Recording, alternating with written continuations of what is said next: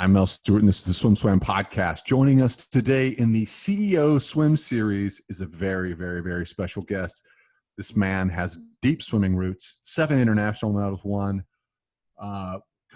world champion, 3-time Pan American Games gold medalist, the man who scared Rowdy Gaines his freshman year at Auburn. And from my research, also swimming's Tom Selleck of the 1970s, ladies and gentlemen, CEO and founder of GMX-7, David McCagg. Hello, thanks for having me.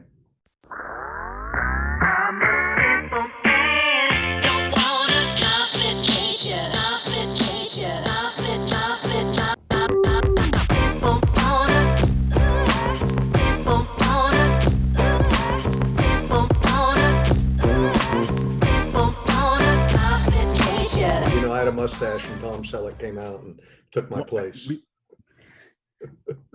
You're a very handsome man, and we're gonna get into it. But the last time I saw you in person, your hair was short, and now you're rocking some long locks. And I had to say, why are you going there? Pandemic. It's the pandemic. Right. You wear it well. Well, thanks. You are the CEO of GMX-7. And we're going to get into that. And for people who are dropping in, if you want to, as you're listening, if you're at your desk, you're on your phone, and you want to pop over and check it out, GMX7training.com. GMX7training.com. This website is great, beautiful design, and it really matches the product. X1 Pro. It's something you need to go in and you need to familiarize yourself with what David has developed. But before we go there, we're going to go into your roots. I talked to Rowdy Gaines before this interview, and Rowdy said, he goes, this is not just the blue ribbon man from the 1978 World Championships. This guy brought it in the 200 free and delivered, and he could deliver in flying backstroke. Were you a really utility guy? Could you do it all? Well, first of all, it was 100 free. But that's okay. I'm glad I can correct you on that one. I think that year in '78, I was ranked first in the world at the end of the year, first in the world in the 100 free, third in the world maybe in the 100 fly, third or fourth, and fourth or fifth in the 200 back. And at the Nationals, when I won the 100 free before we went to the '78 World Games, I remember I was swimming that, and then I swam the 100 fly, and then I swam the 200 back, and I was getting second and thirds on those, or thirds, because I didn't make the team. You had to be top 2. And I remember I was walking the last day to swim 100 back, and they all go, the coaches were taking bets. McCagg's going to win the 100 back because he's a sprinter. Well, I never could swim 100 back. I could only swim 200 back. So, but I couldn't swim breaststroke at all. That total respect for that, because breaststroke should be in synchronized swimming, and that is confirmed data and history. Most people agree. I never had respect for Scott Spann, who swam, breaststroke. We love Scott Spann. Scott Spann's good. Yes, Scott was one of my best friends through the senior year in high school, and then at Auburn for a couple of years with Eddie.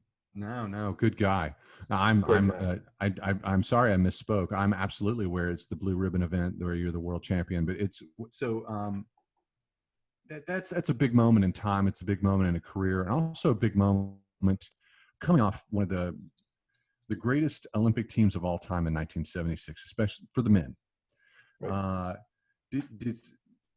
What was the oxygen like? What was the atmosphere like at that time in history, coming off of '76, going into World Championships?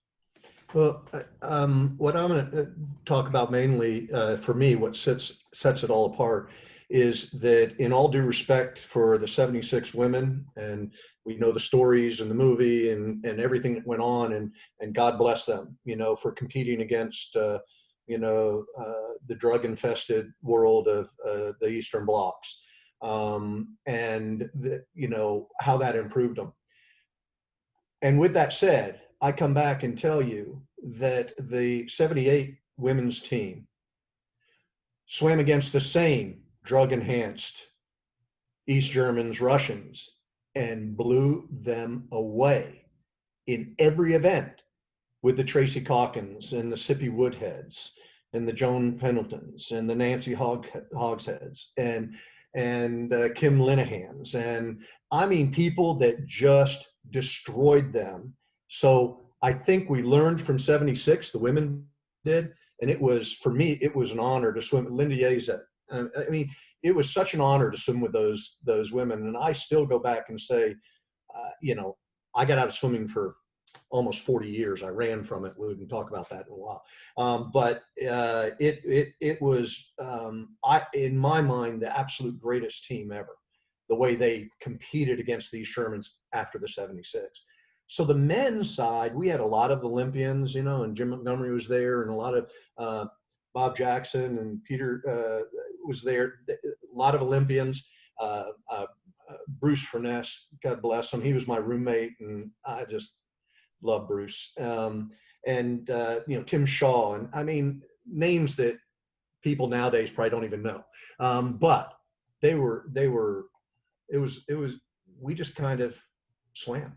We played. We had a great time. Great time.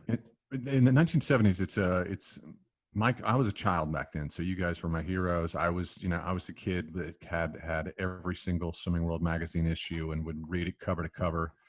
It's so I lived and breathed that. But in the 80s, we were still doing the 80 to 100,000 meters a week training wise. Yeah. In the 70s, that really grew out of the 70s. Was that your experience in the 1970s? Were you a grinder? You know, I didn't want to be, but you know, my high school coach was Greg Troy. Then I went to Randy Reese my senior year in high school, and then went to Eddie Reese for 2 years at Auburn. Every summer went back to Randy, and I used to say Eddie tapered me and Randy, you know, trained me. And then I went, Richard Quick came in. And then after the 80 boycott, I trained with Mark Schubert. Are you kidding me? I'm a sprinter. Yeah, there were 20,000, you know, yard days without question. And I thought it was ridiculous. If I can tell you a quick story, and Rowdy would confirm this because I made him, you know, everybody get out of the pool, but Richard Quick had us do 120 100s. 120 100s. And they were like starting on one, this is yards. Auburn only had a yard pool. And we started maybe at 120, 115, you know, whatever it was, and went down to where the last 10 were on a minute. But we got to 60, and I sat out, and I just said, no more. I'm not doing it. I was the captain, or maybe I wasn't the captain, maybe it was, but I controlled. I was a control freak. And I just made everybody stop, and we got out. Oh, Richard Quick was pissed. He was so upset. Richard's intimidating. Like, I just going, there's no way, I'm not doing this. And I remember grabbing Rowdy and grabbing some of the others that were real, and they're like, what do? Do we listen to Coach, or do we listen to McCagg, who's going to kick our butt? And fortunately or unfortunately, it all worked out, but got out of the pool. So yeah, we did. But that's a unique piece of swimming history you're sharing there. That was if I was in the pool and Richard was on deck, I don't know that I would have gotten out. Yeah, there were a lot of them that didn't want to, but I don't know. I guess I was a little intimidating. I didn't mean to be, but I was, I guess. It's a storybook time. It's and this is a little bit indulgent. I'm a Tennessee alum, so you were living in that period with Tennessee was a strong team back then. Oh, they won NC2As and we got second. In 78. In the finals, there were only 6 guys in the finals, right? Yeah. Yeah. And how many were in the 50 free? There's 6 only in the finals. But you know, to make it all-American, you had to be top 6. You know, or top 12, and then they would take maybe the top 12, you know, and you made All-American. So, you know, I think I was a 19-time All-American, but there was only 22 events I could have swam. And nowadays, you know, I think you're All-American or honorable All-American. I don't know what they do, to be honest with you, but quite different back in those days. And Tennessee, speaking of Tennessee, I would have gone to Tennessee. I was with Scott Spann, Billy Forrester, and I swam for Randy Reese. And with Andy Cohn, who was down in Fort Lauderdale, we were like the top 4 in the country. And we were all going to go to Auburn. And then the night before I was going to sign, Andy Cohn called me and said, I've decided to go to Tennessee. Well, I was real close to going to Tennessee anyway. So I had to make a decision, and I told Scott Spann I thought I might go to Tennessee. And it was right before we jumped in to warm up for afternoon practice, and Randy Reese called practice off, grabbed me and said, you're coming home with me. Eddie was at his house, and I called Andy on the phone, and we talked for an hour or so, and he said he was going. The next day I signed with Auburn only because Eddie was there. I think if Ray Buzzard was there, I probably would have signed with Tennessee. Ray Buzzard was a very big presence. Here, anybody remember this? Ray Buzzard. This is how he shook your hand. That's right. He wanted to show you that every time he was on top. So for the uninitiated, David's holding his hand. If you don't have video, David's holding his hand out. You're listening to this on a podcast. David's holding his hand out, and he's showing you how he shakes his hand, which he would stick his hand out flat and in front of you to show you a huge fat ring on his hand. And he was always on top. He always had to be over your hand. Well, he wanted you to see that ring. That ring was the size of Sputnik. It was huge. He was a football coach in swimming, is what he was. Yeah. And I respect him. You know, there were some fights. There were some things we didn't like, but I respect the heck out of him. He recruited me to Tennessee, and then John Tremblay was the coach. So this is when you were gone and you were being an entrepreneur and starting your other life. But we'll get into that in a second. Your career fell over the 1980 Olympic boycott, and talking to Rowdy, he's like, yeah, bring it up. I think David will talk about that period of time. But USA Swimming at Golden Goggles this year is going to honor the 80 team, but there was a lot of collateral damage in 80 for everybody. And how did that affect you and affect your career? It affected my life until 2 years ago, and everything I did. I was, when you talk about collateral damage, my collateral damage was that I quit.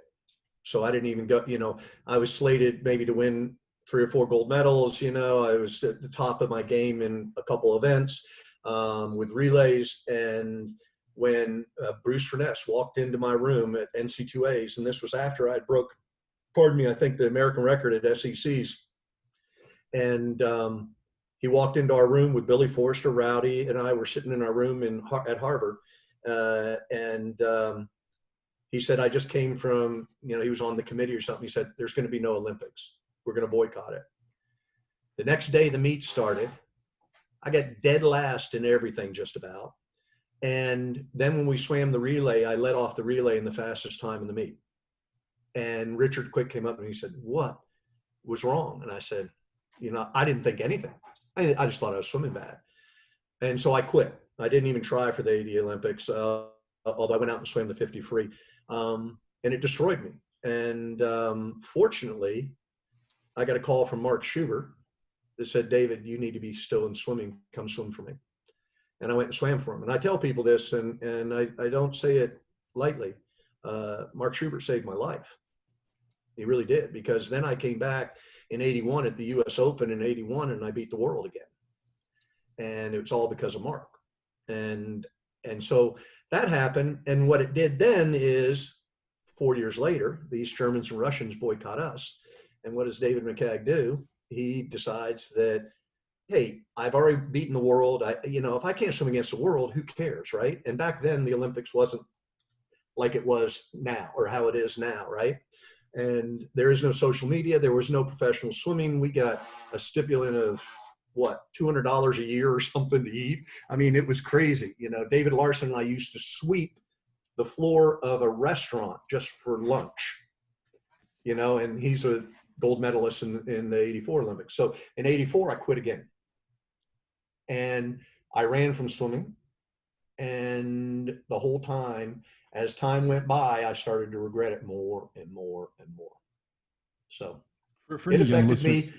It affected me until I got a life coach 2.5 years ago.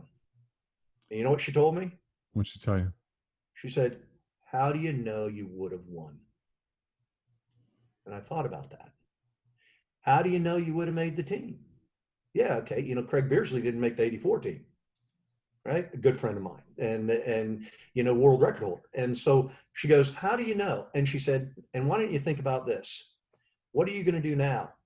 You're going to get back into swimming, and you're going to do this, and you want to develop something that's really cool. That wasn't your time. Your time is now, and it was preparing you for this." I love that. And a light went off. I love that. And since then, does it still bother me? I went out. Glenn Mills did some filming for us, and I went and spent some time with Glenn. I keep saying I love these guys. These are amazing athletes. I'm so honored to know them and be able to call them friends, be able to pick up the phone and call them and talk to them. And it was the first time he told me. I had talked to Craig Beardsley, as the only other person who told me his experience. I thought I was the only one that it affected. The Olympics did.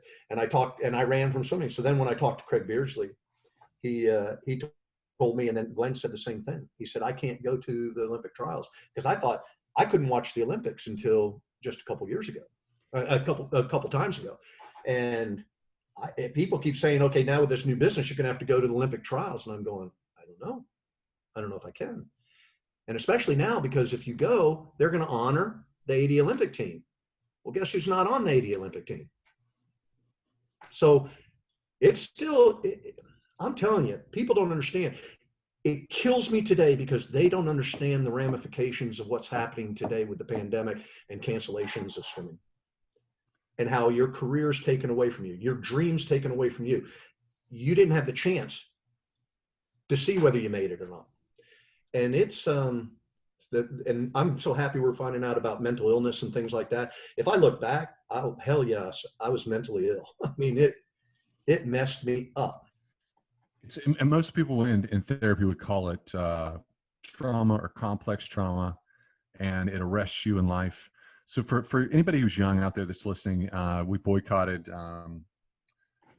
President Carter boycotted in 1980. It was a political move because, if I remember correctly, Russian invasion of Afghanistan. Correct? How ironic is that? How ironic is that? And then, to put into context, the reason why, and I'm not, you can explain more, but my assumption from that team, because I went to nationals by 85, so I was familiar with everyone.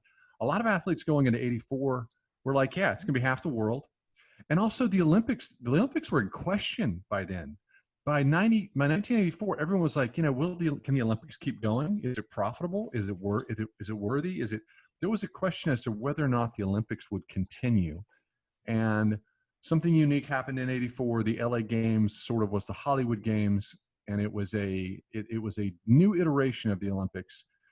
And but no one could not have known that as a young man struggling with all the feelings that you had. You had no idea. It was like a new birth, but that all happened after I decided to quit, right? So for me, it was already lost, and it affected my life. I think, to be honest, I'm divorced after 23 years of marriage, and I know it affected that. I know that's one of the reasons, one of the causes. I had problems with it. Yeah. And still have little ones, but fortunately I have someone that really helps me understand reality more or less. And I also remember Sippy Woodhead, sitting down with Sippy one time, and I love Sippy Woodhead. she and Jill Sturkle and Linda Yasek were like my absolute favorites. But they sat down with her, and she had a real problem, and said she was going to see a therapist at that time, which at that time, to tell anybody you're seeing a therapist, okay, I don't want to be around you, and thank goodness. But I remember her telling me, she said the same thing that my life coach told me a couple years ago. The same thing is that, swimming isn't that big a deal. Why are you getting upset about this? Nobody really, and you think about it over time, I get back into it. I talk to regular people on the street. Nobody knows about swimming unless it's in the Olympics. That's when they watch it. It's really a small group. And so you got to understand that in the scope of the world, it's this, and it's okay. It's okay. So anyway, sorry.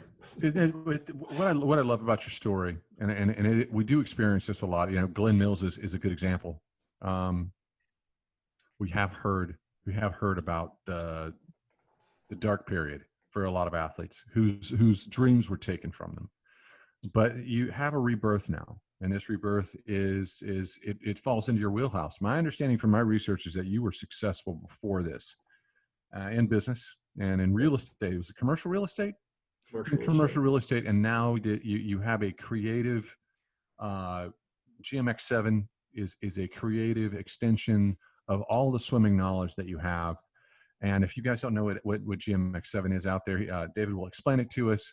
From my first reaction to it was holding it.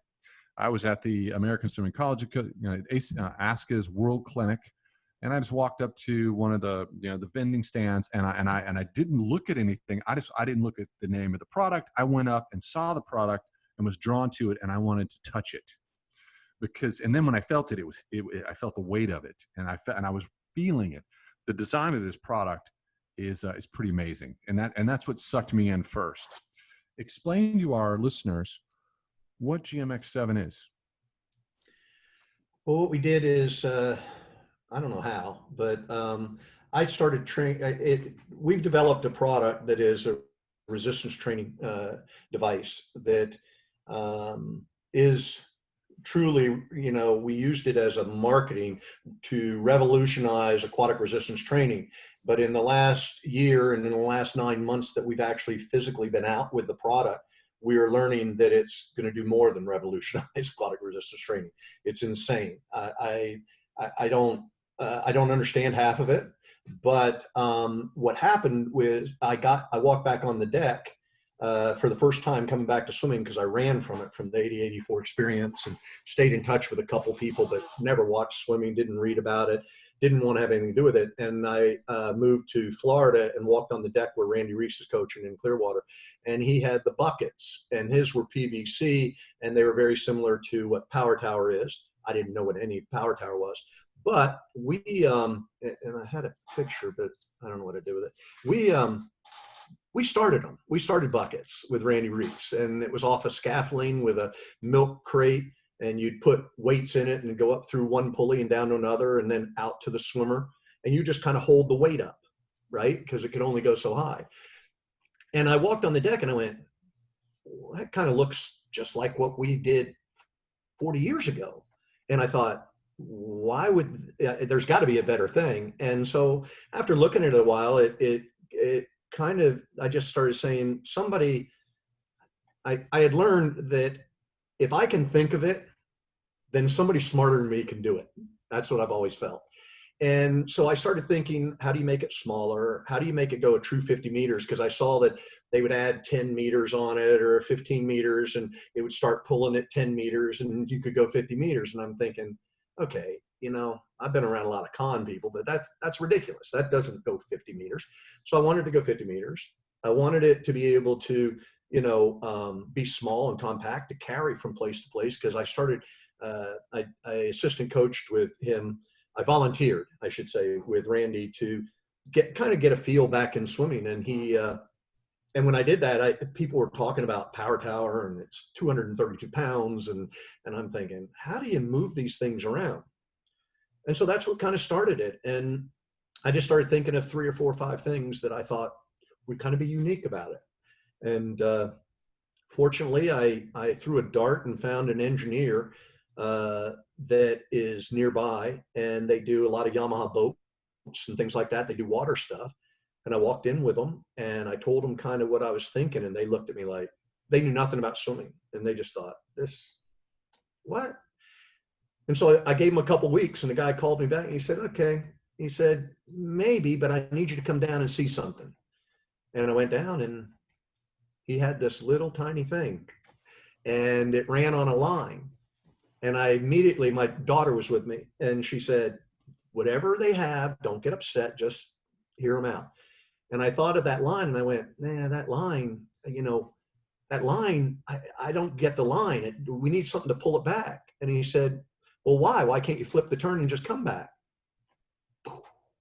Boom. And so all of a sudden it became bi-directional. Now you can swim any set, any distance on resistance. And so there was a couple other features that came from that too. And So we started a prototype, started testing it first with Ira Klein down in Sarasota, where we dropped it in the pool. And then I immediately went to Greg Troy. I've always been a firm believer that if you want to do something, go to the best. And he was training Caeleb and Ryan. And I'm thinking, who better than those guys to say whether this thing works or not?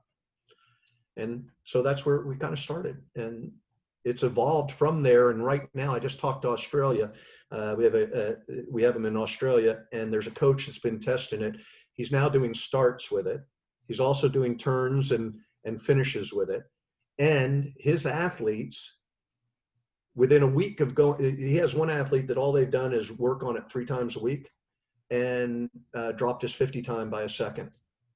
And then we have other people, their sets. They're dropping after they've been on it, they're dropping their sets. You know, they can do them on, you know, they can hold their pace under 30 instead of 31, you know. And I mean, he's starting to get some amazing results from it. And so is Troy. So are the other people that I talk to. It's crazy. When you think of training devices, especially resistance training, everyone is indoctrinated into power towers. That is sort of the established technology that's used.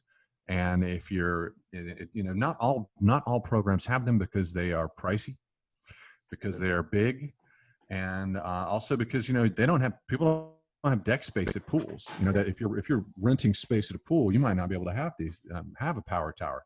But costly, big, and not everybody can have them. But a lot of the big programs do. A lot of the big clubs do. And the first limitation is you're not going the entire length of the pool. Right. It's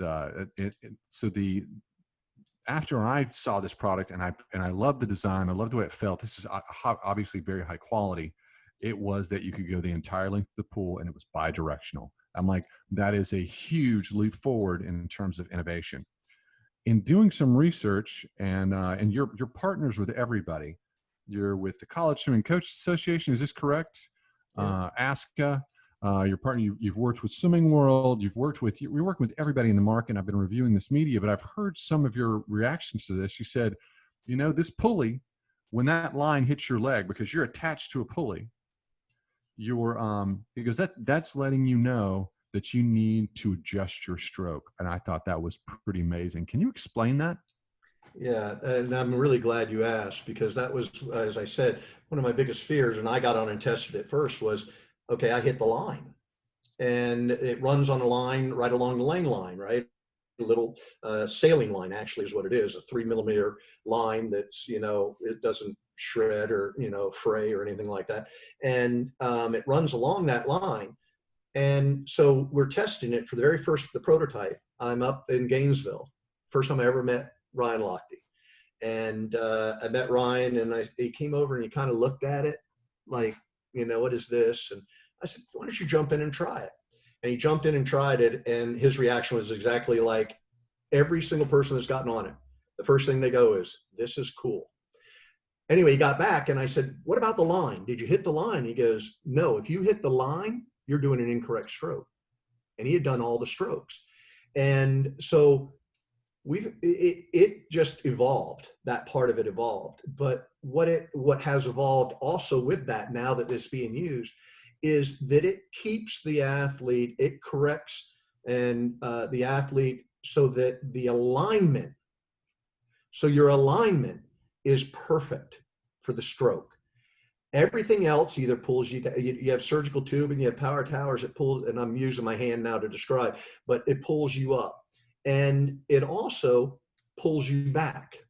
And part of pulling you back, I have to read this because I found something. I don't know Abby Fish, but I think she's pretty well respected within the swimming community. And she wrote that swimming resistance bands add more stress to your body than just the water. So it increases your risk of injury, along with alters your stroke mechanics. That's the same with everything out there except for the X1 Pro. The X1 Pro keeps the alignment perfectly.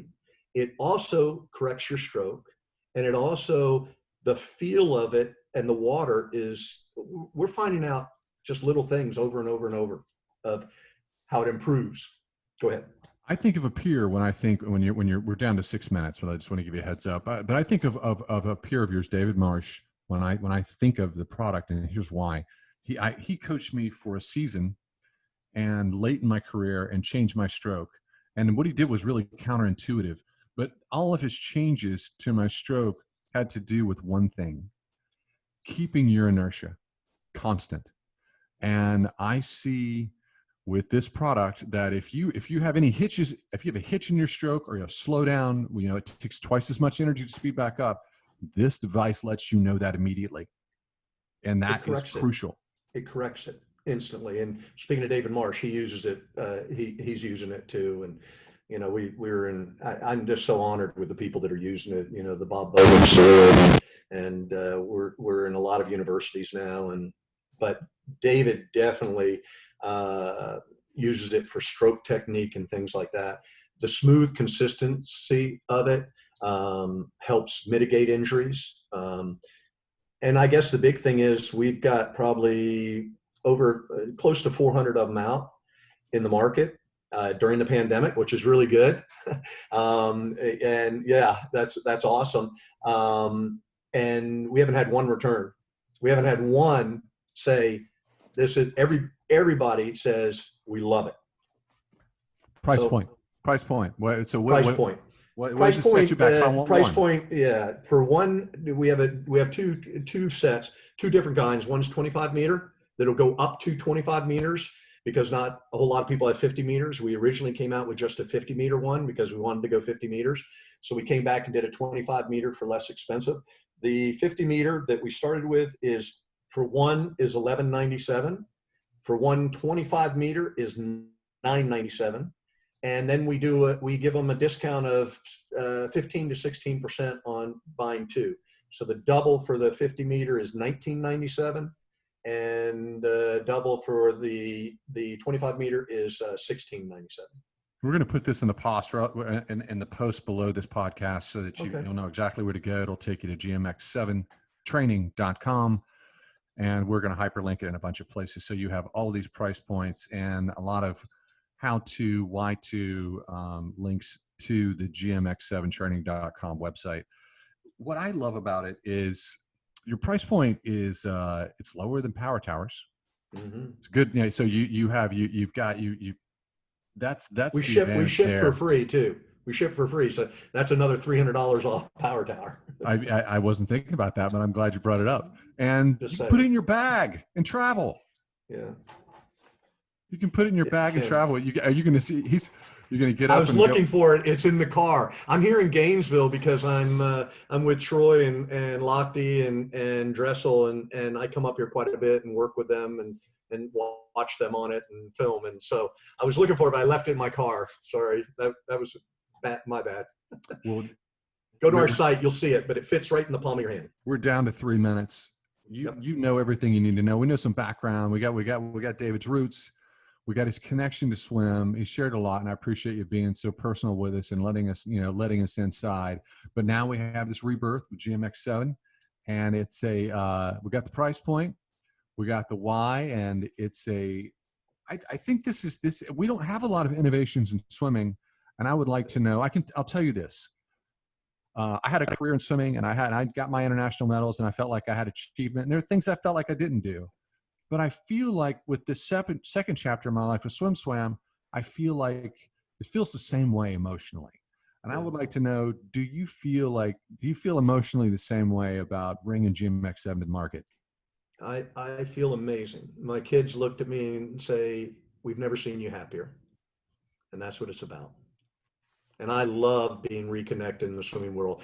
Thank goodness it's a little small niche in the world, because when I got back into it and came back to the ASCA that 2 years ago, everybody remembered me. I don't know how, I don't know why. And everybody was, I was in business where, getting on the phone with someone was the key to selling.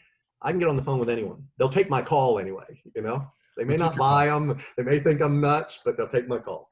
The swimming And that's family, a whole different world. the swimming family is very large. The swimming family is also very small, especially when you have a lot of Olympic hardware in your history. But buddy, I appreciate you coming on. Will you come back?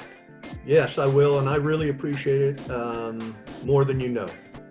All right. Thank you You're a so good much. man. We're going to bring you back.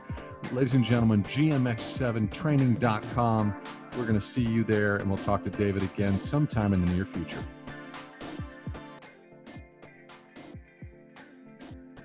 You've been listening to the SwimSwam podcast. Stay tuned for new episodes every week.